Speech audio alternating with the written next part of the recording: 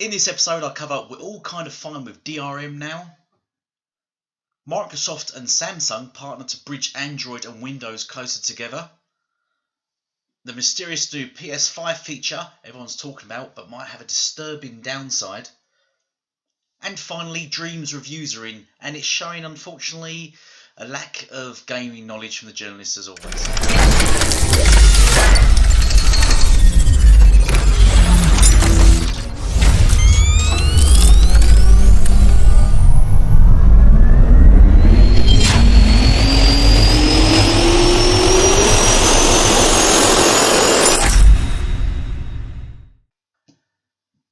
So, time to get the ball rolling. So, we're all kind of fine with DRM now. Well. You can't spell drama without DRM, and it's true. Digital rights management, the phrase alone, or just its abbreviation DRM, once had the power to spark scathing editorials and spawn furious debates in online forums worldwide. And it did it not? I mean, people claim the Xbox One absolutely crashed and fouled because of DRM. There was all the hoo-ha from fanboys and the media saying it's the worst thing ever, it's terrible, we should not pursue it, blah blah blah, Microsoft are evil for doing it. And then just sort of 7 years on, everyone's okay with it now. How could such a mindset change so drastically? Is it because everyone else is now doing it? Is it because Microsoft's actually ahead of the times, ahead of the curve, as always, and now everyone's adopting it thinking, actually, they're onto something here, we should do this? So it's okay now because we're all doing it. It's just one big joke, the journalists and the media and just the whole gaming community at times. Microsoft attempted to release Xbox One built-in DRM checks. The response from fans was so vicious that Microsoft abandoned its strategy and rebuilt Xbox One without DRM just months before its launch date. Yes, they did.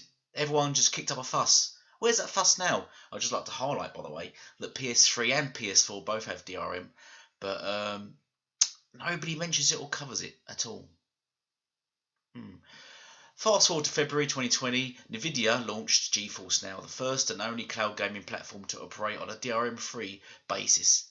When you buy a game via DRM Now, you get to keep it, regardless of whether the service itself remains live. I promise that its competitors Google, Stadia and Microsoft's xCloud can't make.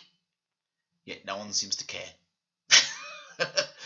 Yes, why is this? It's because it's Nvidia, isn't it? And everyone likes Nvidia. Nvidia, the friends of everyone, unlike Microsoft, who seem to be the actual hatred of everyone. They seem to, I don't know what it is when people hated Microsoft.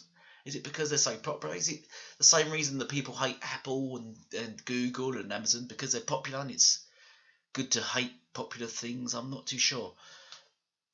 But this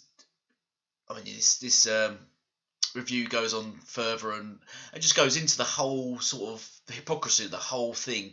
And they're absolutely right how much of a joke the whole thing is. Basically, DRM is a thing, and it's a big thing, and it's always been a thing. And I just think it's shocking that Xbox, one of the main reasons, apparently it lost the console war, if you want to call it console war. Personally, I think there is no such thing as a console war. It's just absolutely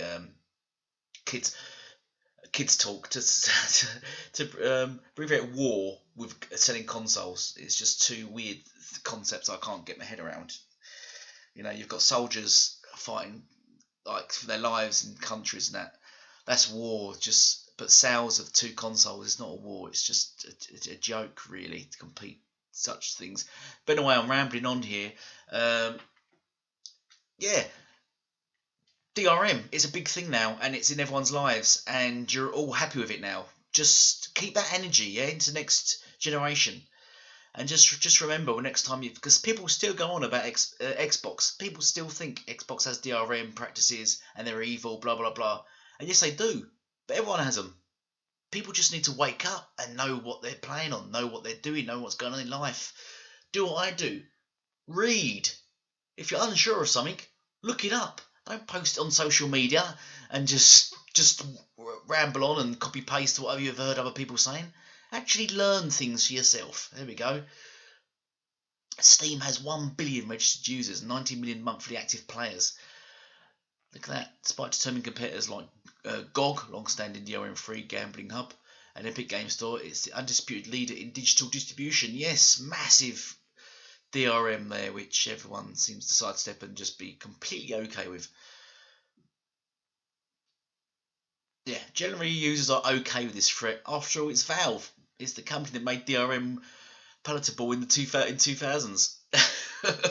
But yeah, this basically just goes on to just highlight the contradiction and hypocrisy of the media and the especially the Sony fan base that seem to think DRM is the devil.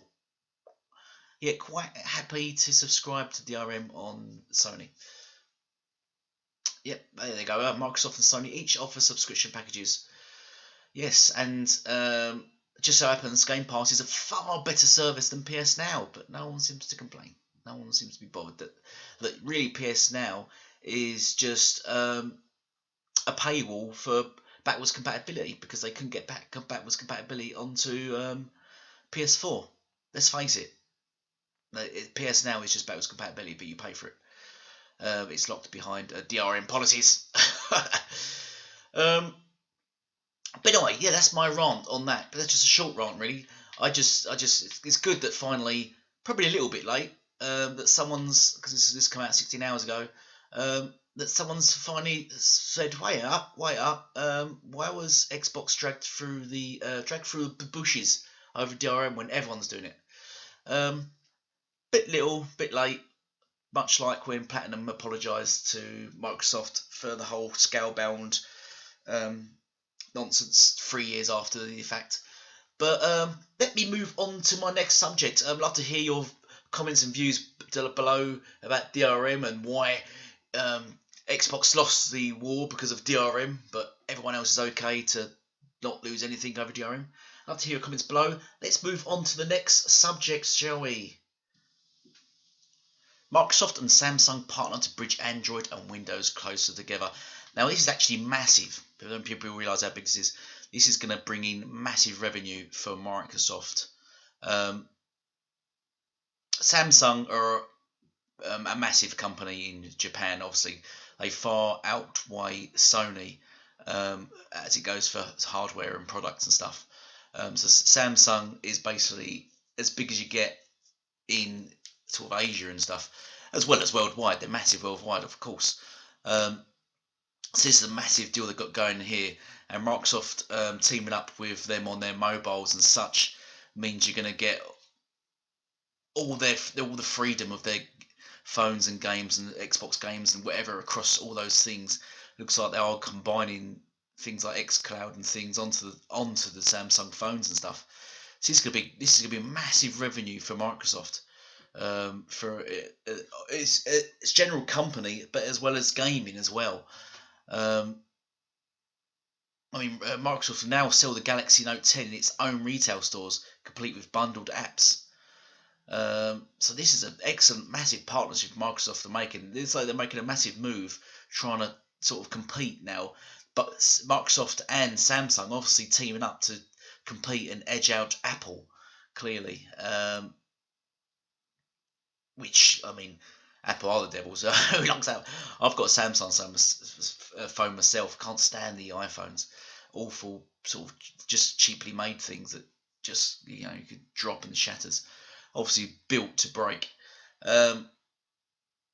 Office apps like Word, Excel, PowerPoint, and Outlook will all come pre-installed. LinkedIn and OneDrive will also be included. This is on the Android phones and apps and stuff. So this is great news. This is just a short. Go check this out. The Verge reported on it, and I urge you all to have a good read of that. It's very interesting stuff to note, especially if you've got a Samsung phone, that all your Microsoft stuff's going to be linked up to it now. And you can take pictures and stuff. Where is it? Samsung is bundling Microsoft's Your Phone app on Galaxy Note, which mirrors Android text messages, notifications, and even your entire screen to Windows 10 PC. Samsung is also building OneDrive sync support directly into its Gallery Android app, which will see photos synced directly to the cloud storage service. See, this cloud, it's funny that everyone mocks cloud and still claim it doesn't exist, but it's in use everywhere, and everyone's jumping on board to use Microsoft's cloud system, and this is creating massive revenue for Microsoft. So it's still hilarious that fanboys still claim this cloud doesn't exist. It's there, and you're using it. Everyone that claims it doesn't exist and didn't do anything, you're actually using it. You're very likely using it now. So shut up, you're a moron. So yeah, this is excellent news there. Not much to really talk about there, other than I think it's just a great partnership for Microsoft and Samsung pushing together to sort of good little team up there, little tag team going on there. So it would be interesting, as there was rumours a while back that Sony and Apple were gonna team up, though a lot of people did say they don't want Sony to team up with Apple because a lot of people disdain their products, Apple's products. So it'd be interesting to see now what transpires from this information. But let me move on to the next subject. And now on to this. The mysterious new PS5 feature everyone's talking about might have a disturbing downside. Right. So what this basically is one of the things Sony are looking to implement is user tracking into the system. If yes, going back to DRM and the Xbox One launch, another thing that everyone hated on and was accusing Xbox of was user tracking and spying on its users via the Kinect. Just to highlight that pretty much anything with a camera, people can spy on you. So your phones, your laptops, your PS Cam, pretty much you can be spied on via anything with a camera. So while once again, while everyone biasly just targeted just the Kinect as if that is the only device that allowed it, is very exceptionally misleading and inaccurate, because at the time Microsoft came out and said they are not allowing information they gather to be used by anyone. However, Sony come out and said they are giving freedom for anyone to use their information, and most recently come out they've admitted giving their information to the FBI regarding messages and things like that. So, but anyway, I digress. So yes, they're going to be putting an impressive PS5 feature we didn't see coming is real. However, the whole thing might have a huge drawback, as well as the kind of creepy component that many people likely won't appreciate: user tracking. Several months ago, we spotted the first signs that Sony was working on a digital assistant like no other. This assistant isn't just supposed to be Siri, Alexa, or Google Assistant alternative. Sony doesn't need that. Instead, it would be a kind of artificial intelligence able to assess your gameplay session and help with real-time information when invoked. Stuck on a quest or having trouble defeating a boss, the assistant will be able to help you in either case. This is nothing special, nothing new, to be honest.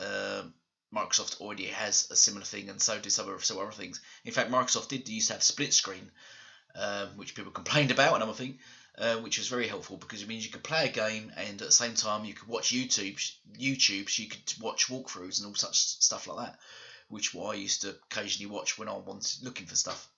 So you could basically just watch, or even watch TV, which I loved. Don't know why they got rid of that feature. Oh, I remember now, because everyone complained about it because you was being spied on. So yes, that's the thing Sony is planning and looking to put into their system. User tracking. So I'd love to hear your comments below. Is this okay now? Is it okay that you're about to be tracked and watched by Sony? Is this a good thing? Because Xbox wasn't allowed to do it. It was bad. Bad Xbox. Bad Microsoft for thinking of such things. Once again, it looks like Microsoft are Microsoft were ahead of the curve again, and they were shit on for them being so, and now it's okay. As you can see, the image above, the assistant would give you answers along the lines of 80% of players like you defeated the boss using resource X. Yeah, something that's already implemented, as well as a button that would let you buy the resources in question. This is where they're coming into this here. What is a button that would let you buy the resource in question? That is the patent that they're talking about, adding microtransactions to games, to Sony adding microtransactions. So, for instance, if you was playing an MMO and you was foraging for rock, and you thought, I can't be bothered foraging for this rock, I'm going to buy it.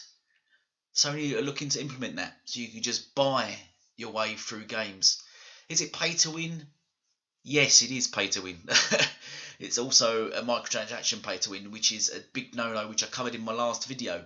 So this is, we get more and more reports on this. So they're going to be tracking you and offering you microtransactions to buy your way through games.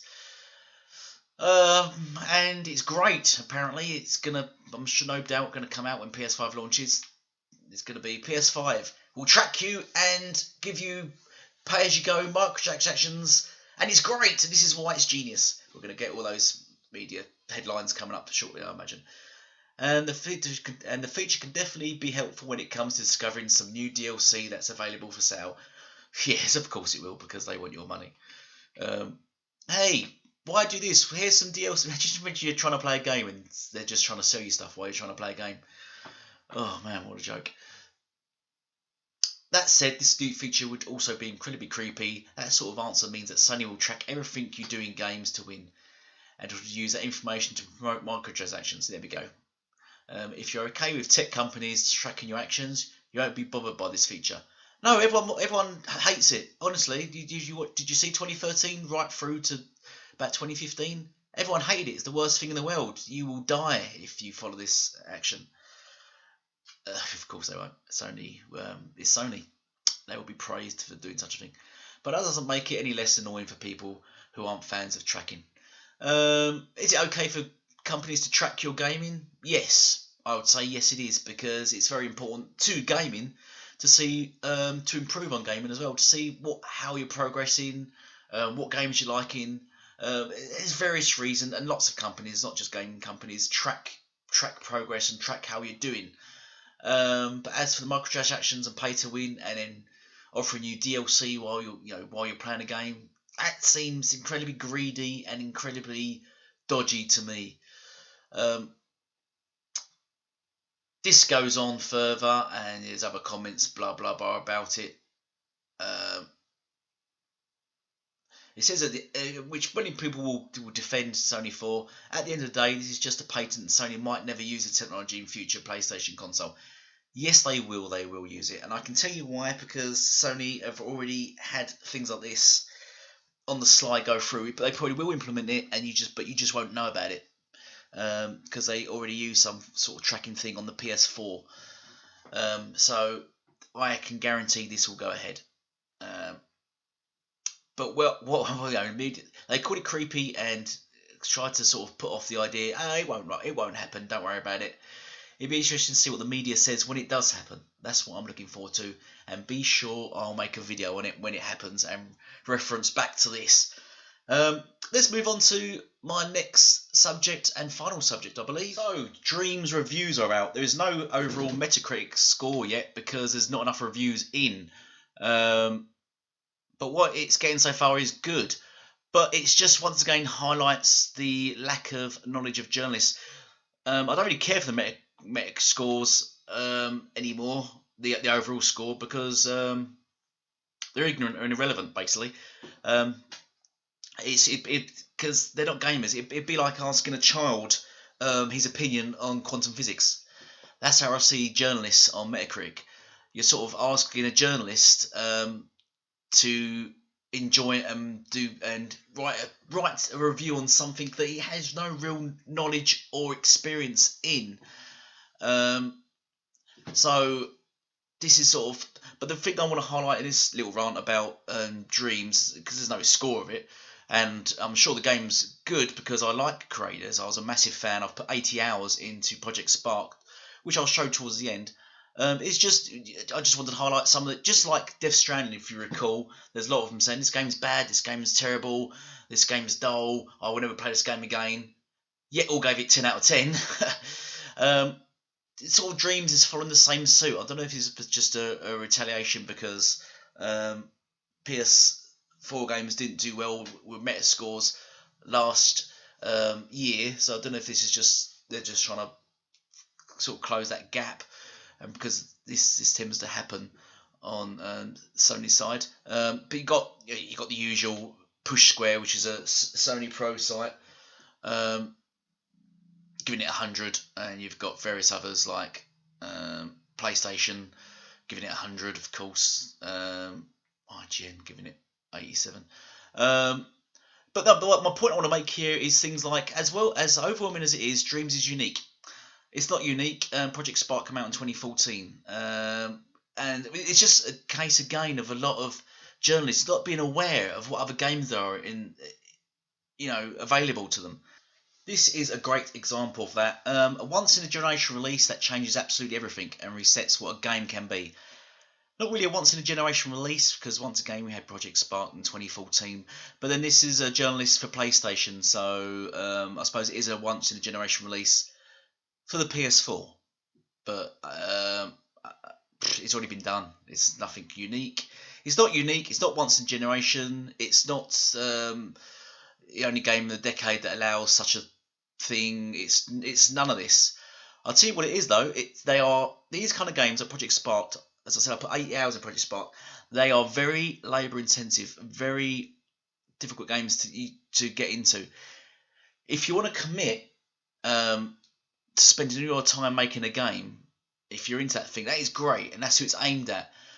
But overall, the majority of gamers, and this is what happened to Project Spark in the end, unfortunately, wasn't anything to do with the game. Though I have to say the brain mechanics on Project Spark were too hard. I think some of it was too difficult and complex. You had to really get into it to learn how to do it.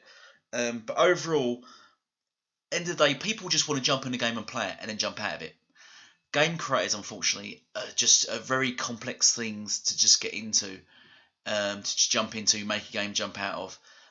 I've been following Dreams for a while on YouTube, people playing it through the beta, and what I've seen, games, and there's one released recently, highlights, I think, 25 games or something, and they just don't look that great, to be honest. I don't know if it's just a lack of imagination, but that sort of highlights my point about these things. If you just want to play around, if it's a free game like Project Spark was, that's fine. You just jump in, play around. Ideally, would you spend £60 on this game? That you're just going to jump in, play around, maybe make a Mario, like some people have, a Mario clone, or just clones of other games, but just a lot worse versions of them. For £60, I don't think you do. You're going to want to just jump into something else, unless you are, like myself, a big fan of these games. I just cannot see this inspiring anything new or to anyone.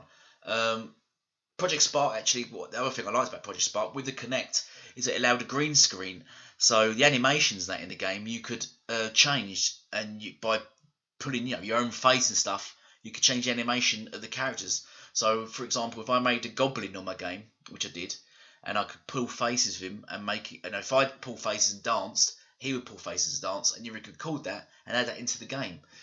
That's the kind of thing I loved about Project Spark. It's a shame it didn't continue, but there wasn't enough people, as I said, that will commit that type of time to those games. And at the end of the day, the kind of games you are going to make, that you put into, are people then willing to spend their time playing them. That's where games like these will collapse. And so no doubt, Dreams, like Project Spark, will be a good game. Project Spark, I'm fairly rated low, 73%, because the journalist said it's too complex, takes too long, blah blah blah. The exact opposites from what these people are saying, where it takes a while to get into, but who cares? It's really fun. Whereas Project Spark was downscored for that exact reason. End of the day, play what you like. But the meta scores for it are absolute nonsense. Actually, let me just, before I run away and end this episode, let me just show you a project that I was working on Project Spark before I go. But I thought it's important to highlight that its highest rating, Project Spark, was 86. There was no hundreds. People can say, oh, PlayStation gives 100%, but Xbox sites give 100% as well. All the Xbox channels, yeah, they're always giving 100%. No, they're not actually. There's Xbox Magazine actually gave it the lowest score. So yeah, a lot of them go on to say it's fun, create games, but those games are not that much fun to play. Well, that depends on who's making them, doesn't it? What a stupid comment to say. Yeah, as I said, it's difficult. That's what made it hard. It's difficult and hard to do. And at the end of the day, that's it. You've got all the tools you need, but it's time and commitment. And it's if people are willing to do that. As I said, Thingy was scored down because it's just committing time to it. So it's interesting to see, as always, Sony games are scored up for the exact same reasons Xbox games are scored down. But let me go on to my Project Spark. I'll just run through a little bit of thing I was working on a while back.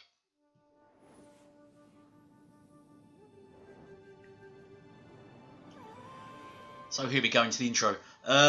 Funny enough, if you check out the Dreams intro, it almost mimics the intro to Project Spark. But anyway, yeah, the game I was working on was it was going to be a 4-player co-op game. I've never played the Fables, but sort of that kind of concept. It's a 4-player co-op game where you can level up your character, you buy skills, you can play a wizard, a warrior, an archer, and a healer. And you can just play your character and progress through the game. And there's various missions and stuff like that. And there's going to be various islands you can travel to. It's just going to be a sort of big adventure game, really. That was the concept. That was the game I was working on. If I was working on it with others, I would have got it complete. But as I said, it's a massive time sink, and it was taking me absolutely ages. But I will just show how I didn't get very far at all. I made one island. Ready to travel the universe. Ow, sorry, talking over me. Let's get this. Just like So yeah, I made one world and or one island, just a small part of it, which would be the starting island for the heroes. And I was just putting quests and stuff in and just building it up. And I made sort of the first sort of draft character. So let me just have a quick show you what I've done so far.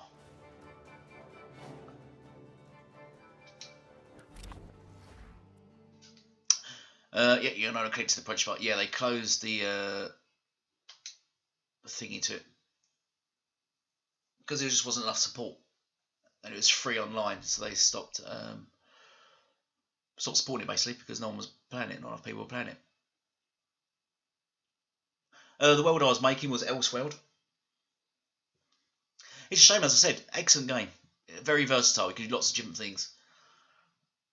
The good thing about it though, before they closed it down, they gave away all the DLC free. So what you can do is, I'm not sure if you're about to do it still, which is what I did. Install Project Spark, installed all the DLC, and then you get achievements for having the DLC. So I just gained about 500 achievement points from just downloading Project Spark. So this is the world I was working on. I hope I'm not too laggy. I was really laggy earlier because the weather in the UK is bad at the moment. This is my world. You see, I'd created this. I'm trying to remember how to do things.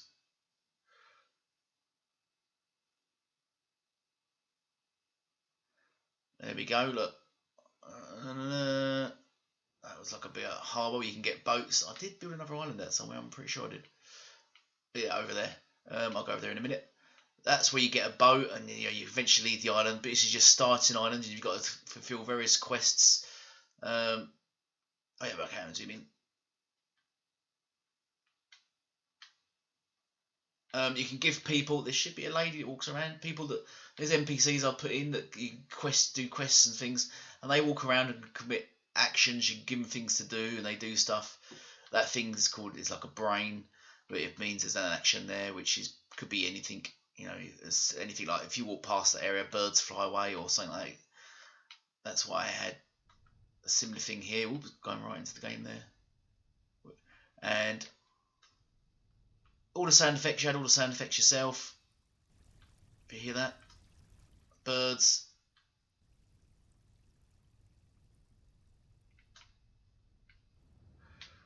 Another NPC, quest NPC, gives you a mission here. Here's a guy and he can give you some weapons and stuff. Well, you've got to bear with me here because I have not played this for ages. So moving around is I think this is one of the quest missions I was doing. You have to find a way into the lower dungeons, and it's through there. I can't control this anymore. That's the character I made up there. I put him up there because I was just building some stuff up there and I was just working out how to do things. Let me move in. God, man, I cannot remember how to do this. There he is. That's the character I made. But there was a mission where you go through here. if I can do that, right, there we go, and you go in there anyway. I can't do it now, but then you should be going down here. There are built some dungeons down there. Here we go, look, and then eventually leads you down here where there's dungeons. Oh Christ, I'm completely under mapping here, but yeah.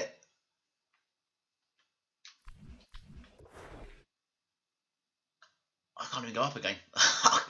Right, so I've lost the plot. Completely guns on my world and I can't get out of it. There we go. There was a big dungeon under there.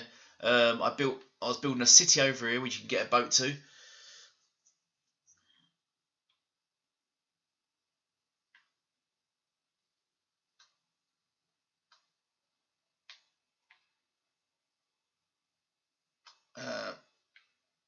That's what I need to do. Zoom out. That's what I need to do. So as we come in, I was working on building a city here. There's going to be a sparring thing there where you can train as a fighter. There's various, these things are called, as I said, the brains, the things that happen in there. You've got a bustling sort of city village here, which, you know, but you can see what I was working on anyway. It was going to be a massive, as I said, massive RPG 4-player co-op game. But it was just taking me too long to do it on my own. And as I said, these games take a hell of a lot of time. I mean, this took me about 20 hours to implement all the stuff in it, because I had a lot of details and stuff going in it. So you had NPCs when the game starts, because you can play the game, you can test it out, and then when it starts, people will be walking around and come and talk to you and stuff like that. So yeah, so that's basically Project Spark and what I've been working on. But basically, Dreams is a mimic of that. I've not seen any games, as I said, on Dreams that are sort of that imaginative or interesting at all, to be honest, so far. Would I like a Project Spark 2? Yes, I would. I would love them to make a simpler version, next generation, that is upgraded graphically and just added more detail. That would be great. I would make a wicked world, which I'd love people to play. But that's it for this rant. So let me know what you think overall. I'm still trying to see if I can get into my dungeons. Zoom in. It was this bad in here.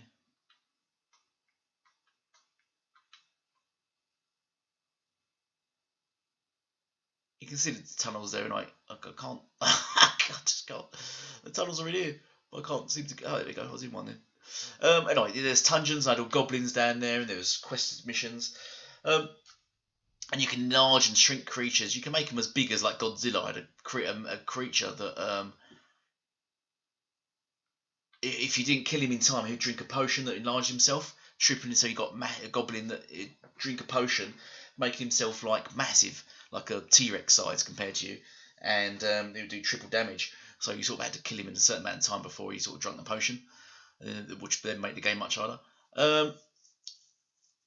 But yeah, so let me know what you think. Let me know your comments below and everything I've covered here. Thank you all for watching. Please sub and share. And I would like to slap the alarm button, slap the likes, and hopefully catch me up in my next rant video coming soon, hopefully. Thank you all for watching. Goodbye for now.